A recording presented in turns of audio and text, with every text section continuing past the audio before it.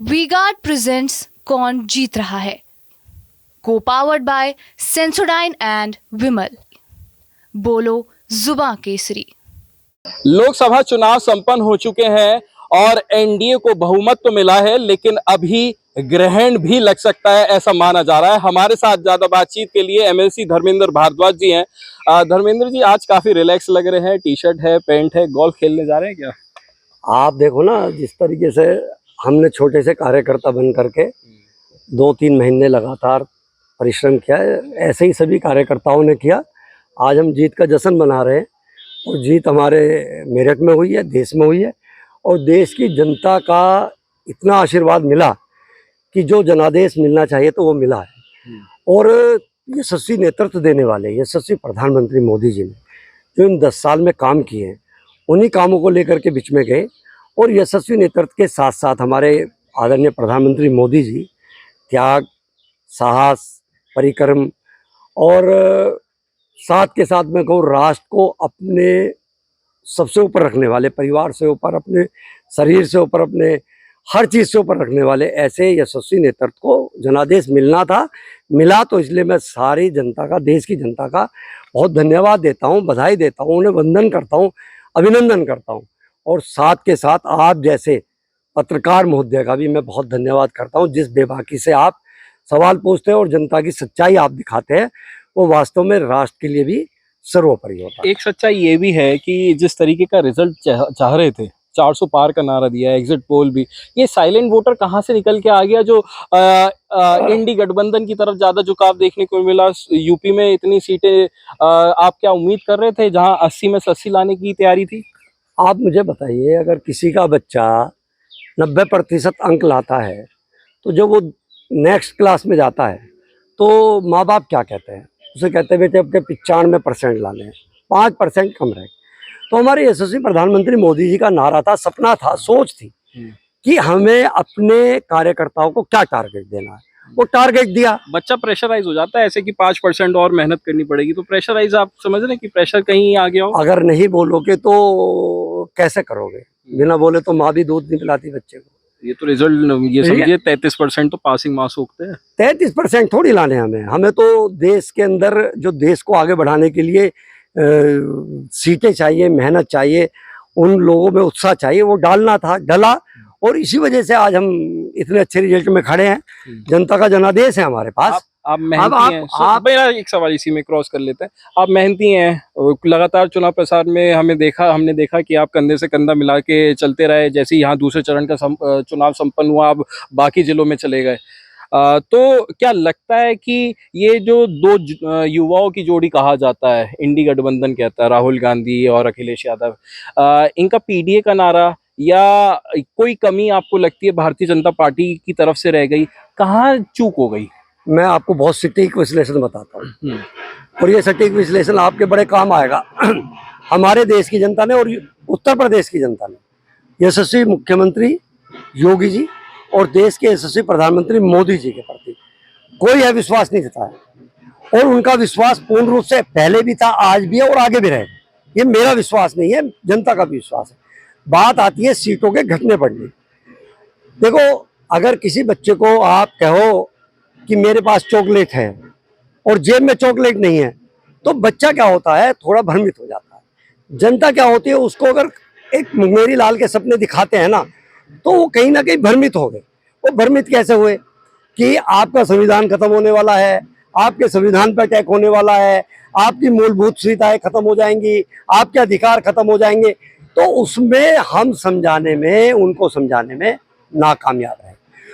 ना कि यशस्वी मुख्यमंत्री योगी जी और ना कि यशस्वी प्रधानमंत्री मोदी जी के विश्वास में कोई कमी है, क्योंकि उन्होंने जो काम किए हैं उनका कोई सानी नहीं है। वे अभूतपूर्व है, अकल्पनीय है, सोचनीय है, क्योंकि 10 साल में धरातल पर इतने काम नहीं हो सकते थे। जो आज विश्व पटल पे देश का मान सम्मान है, हमारी धर्म संस्कृति का नवचार है, हमारे जितने काम हुए वो अकल्पनीय है। परंतु जहां हम नाकाम हुए, मैंने बताया, उस नाकामी को हमने पूरा किया। कर्नाटक में पूरा किया, क्या ये वोटिंग, आप तेलंगाना में पूरा किया, हमने उड़ीसा में पूरा किया, हमने आंध्र प्रदेश में पूरा किया। आप उसे भी तो बताइए ना। और राजस्थान? मैंने बताया ना, जहां जहां कुछ मुद्दे, उसमें भी एक और कारण है, कुछ मुद्दे राष्ट्र से हटकर लोकल मुद्दे आ जाते हैं। टिकट का चयन भी है, उनकी नाराजगी भी है प्रत्याशियों की, इसको भी तो दिखाइए ना आप एक के साथ आप जोड़ रहे हैं मुख्यमंत्री जी, साथ जोड़ रहे हैं प्रधानमंत्री जी। अब अगर कोई व्यक्ति हार रहा है, उसके पीछे का कारण भी तो बराबर जानिए। वाली सीट मुजफ्फरनगर लोकसभा में संजीव बालियान जो यूनियन मिनिस्टर है वो हार गए, उस हार का क्या कारण समझते हैं आप? हाँ, मैंने बताया ना, लोकल मुद्दे होते हैं, हावी होते हैं लोकल मुद्दे, वहाँ लोकल मुद्दे इतने हावी। वहाँ जो संगी सोम और संजीव बालियान के बीच विवाद चल रहा था, क्या वो भी कारण है? भाई देखो, कारण तो एक नहीं है, 10 कारण है। अब एक कारण को आप मुद्दा बनाए, वो जायज नहीं है। एक कारण नहीं है, 10 कारण है वहाँ। लेकिन भारतीय जनता पार्टी के प्रति लोगों ने समर्पण भाव दिखाया है, तो इसलिए हमें वोट मिली है। लेकिन कुछ मुद्दे ऐसे हो जाते हैं जाने अनजाने में अपने प्रत्याशियों से, जो वो चीजों को हम नहीं समझ पाते, वो जनता को अच्छे नहीं लगते। क्या पोलराइजेशन की बदौलत ही जीत पाती है भारतीय जनता पार्टी हर बार? देखो, ये बिल्कुल गलत सोच है आपकी। मेरा सवाल है बस। सवाल है, लेकिन ये चीजें इसलिए गलत है, हमें मुस्लिम महिलाओं ने भी वोट दिया है, क्योंकि मुस्लिम महिलाओं ने भी वोट दिया। इमरान वहाँ पे जीते हैं सहारनपुर में, तो उन्होंने यही कहा कि इस बार पोलराइजेशन नहीं हुआ है, मेरे साथ सारे जाति धर्म के लोग आए हैं, इसलिए मैं जीता हूँ। इसलिए ये सवाल मेरा खड़ा होता है। क्या किसी को अगर वोट दे दिया तो उसको आप ये मानेंगे कि भाई उसके प्रति समर्पण भाव हो गया?